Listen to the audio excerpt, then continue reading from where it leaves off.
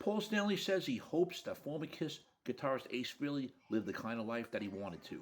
This is the Rock and Roll Weatherman. My name is Sean Morrison.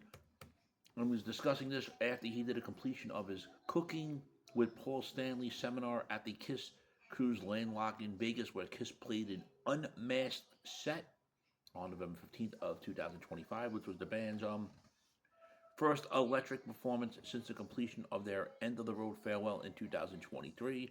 Paul Stanley took part in an impromptu question and answer session with audience members, and some select responses do appear below. And on the late guitarist Ace Frehley, Paul goes on to say it's no secret that they had lots of differences with Ace, lots of differences with the original Kiss drummer Peter Criss, but it's family. The whole Kiss monument was built with a foundation of those guys.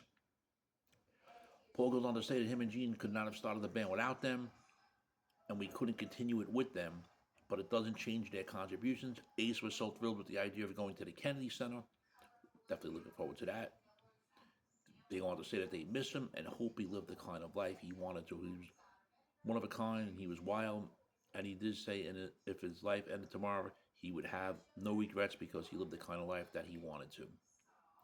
That's all we can expect from any of us when it's over. Hopefully we have the kinds of lives that we wanted to, and that's what I wish for all of you. Just don't go too soon. And then he went on to talk about his 2006 solo tour for the album Live to Win. He thought the tour was fantastic, a great time. It was an interesting album for him because he wanted to do something different than he would do normally, as opposed to doing another version of his first solo album. But he went back into the studio, definitely pick up where the first album left off, because of those two solo albums. The first one is his favorite. Friends, if you're not subscribed to the Sean Morrison YouTube channel, please do so. Everyone else that has subscribed, we thank you very much for the continued love, honor, and support. It is greatly appreciated. Honestly, you can't deny Kiss without Peter Criss or Ace Frehley. You know, the band did continue after them, did have success without them. Ace Frehley did have solo success here and there. Peter Criss did release some solo music too. His album might not have charted, but Let Me Rock You, this does have some good stuff on it as well.